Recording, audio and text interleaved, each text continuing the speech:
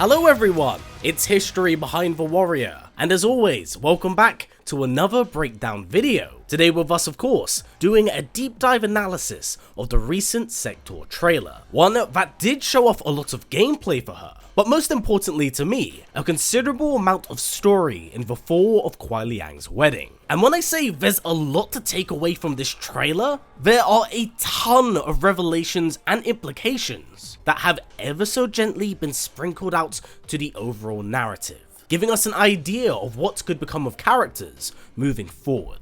Now, to streamline the events of the story and make coherent sense of the trailer, I will be breaking it down by what I perceive to be the order of events. So in short, I won't be analysing the trailer from how it's laid out, but instead more so picking it apart sequence by sequence, in order to show how I see events unraveling. It just allows for the video to flow a lot more naturally, without us jumping all over the place from the trailer. So with that said, what's the earliest possible point in the trailer? Well, I do believe that it's this short segment here, where the camera pans from Bi-Han over to Sektor, with the Lin Kuei forming behind them, eager for orders, and without a doubt preparing for an assault. With the added context from previous trailers, I believe it's pretty safe to say that this all ties into Kuai Liang's wedding, simply a part of their preparation process. Along with this, we do get some pretty important exposition from Sektor, which more or less does cement her dedication to the Lin Kuei, but most importantly, Bi-Han. Now this is a point I will expand upon a little bit later on, as I do believe there's actually a lot more going on here than simply an alignment of interest between the two. I share his vision for the Lin Kuei. We won't be bound by Liu Kang's limits. This then takes us all the way back to the start of the trailer, where we see Sektor being escorted throughout Outworld by the Umgadi. Now narratively, this implies a lot of interesting things regarding Outworld's and Earthrealm's relationship, because it looks like in the fall of the game's main campaign, they still do share a very mutual relationship. So, with that said, why exactly are they in Outworld here? Well, I have two theories. The first is that the Edenian royal line was also invited to Kuai Liang's wedding, presumably arriving late, as they currently have been absent in prior trailers. Or two, and one that I think is more likely, is that following their defeats there, we'll touch on that in a bit, they would be taken to Empress Melina in order to pay for their crimes of the base game. While Sektor was not present during these events, and Bi-Han was noticeably absent after being defeated by his brother, he still did play a part in the entire ordeal.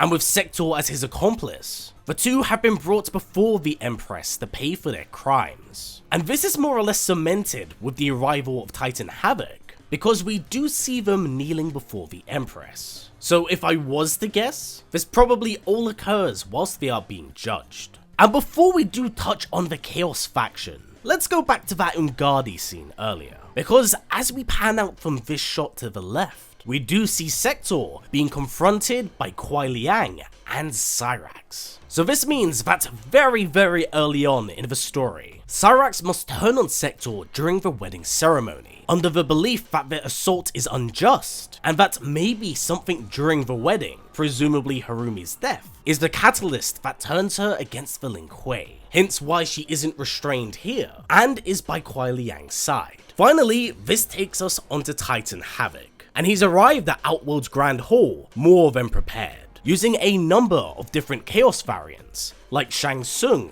Quan Chi, Takeda, Kenshi, Kitana, Geras, Raiden, and even what looks to be a bit of a mortal variant of him. As for the reason why, it hasn't been revealed in the trailer, but as we're able to freeze frame shots all the way from the first trailer, it's been very evident that his goal here has been to capture Geras, as he can be seen being dragged through a portal by the Chaos variants of Kenshi and Takeda. Now this whole attack as well also introduces us to a devastated version of the Grand Hall, so it's a pretty cool but very small thing here. And during this entire sequence of events, we do get some dialogue from Sektor that does vaguely explain her vision to a mysterious figure.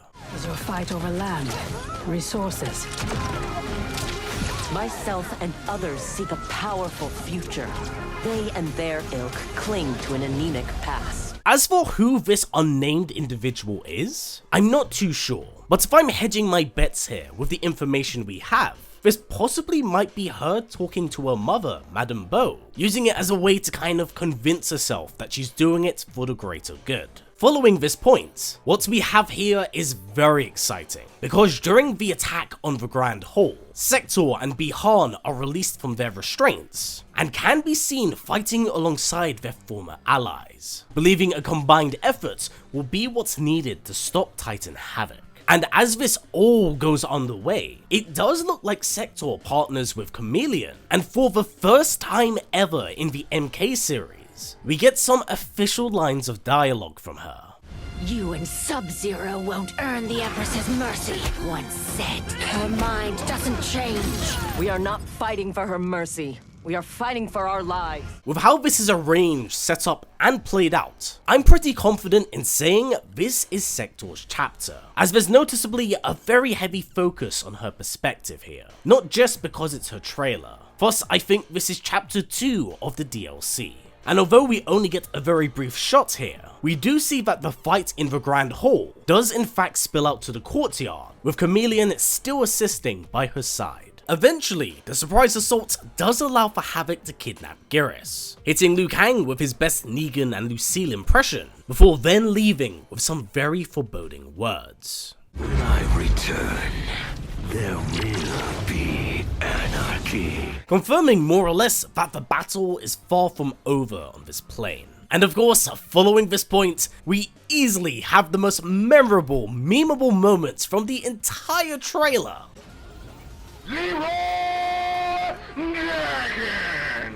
You know, I gotta respect that man for having balls of steel. This scene does do a lot in terms of storytelling, more or less confirming just how Sub-Zero is captured and transformed into the malicious Noob Saibot, as his own rage and impulsive nature is what has him get captured. And from here is where we get some interesting questions raised about just how close Sektor is to Bi-Han. Because at first, her reaction to Bi-Han's disappearance is only natural, being shocked that he would throw himself into such danger. But the lines that follow here implied that they are much more than kindred spirits, as it's even acknowledged by Liu Kang just how much she misses him. Do not doubt Sektor's longing for Sub-Zero's safe return. And she uses a much different and gentler tone when she calls out to Bi-Han during this segment. Bi-Han, can you hear me? Our goal is unchanged. With added context of what we could possibly see in the future, it sounds like she's talking to a defeated Bi-Han, one which sounds like she accepts that he's now lost to this dark persona. Thus, she looks to continue his works and dreams. So maybe at this point in time of the story, this is where she would fully commit to creating the Cyberlink Kuai, as we do get a brief glimpse of them in the first trailer, but we didn't quite know just how committed she was to this idea, because herself and Cyrax do use cybernetic suits, instead of the horrific blended suits of armor. And with the Kombat cast having been aired ever so recently, the intro between Tanya and Sektor more or less does confirm this. You've created more mechanized monstrosities? Many. And I can't wait to unleash them. Now going back to the early parts of this trailer, it looks like following the assaults from Titan Havoc, Liu Kang has assembled a summit made up of Melina, Kitana, Raiden, and Scorpion, where it's here they more or less decide the next plan of attack. Unfortunately, no exposition is disclosed during this section, yet the biggest takeaway is understandably the concerned look on Liu Kang's face, especially seeing as he just recently retired the Hourglass to Geras to oversee. So this timeline is currently absent of a timekeeper. Due to this dire situation, this is where I believe it forces their hand to travel into Havoc's domain, presumably the Chaos Realm, which was shown off in the first trailer. We get a few brief snippets of their time in this world, and we do see Sektor fight off a Chaos minion in a few frames. But what's grabbed my attention is that following this segment, we are then introduced into what I can only describe as the slums of the Chaos Realm, as it's dilapidated, dirty, and decayed. During our very brief time in the Chaos Realm, we do see Sektor interact with a handful of colourful different figures, like the Chaos variants of Baraka and Ermac. However, the individual that grabs my attention the most is the Johnny we do see at the beginning here, rocking a World War II uniform, clearly a variant of the beloved Johnny we've come to know. But I'm pretty sure that this variant here is supposed to be the same one teased at in the Sky Temple from Mortal Kombat X. And of course, in typical Cage fashion, he does of course hit on Sektor. Now, the last and final shot to close out this breakdown is one of Sektor walking through this portal here. And it's very quick, but again, the expression on her face and body language says a lot of what could be happening in this scene, as it is one of disgust and disdain. It wouldn't surprise me if she was pulling this face at Cyrax, understandably bitter that her former ally and someone who she gave armor to would turn against them. I also believe that this scene does take place a little bit later on in the story, because when we look in the background here, we can see it's in the Chaos Realm's domain, and in fact we do see her alongside Cyrax and Kuai Liang during their time in the slums. Thus, I think it's pretty evident to say that the trio have been sent out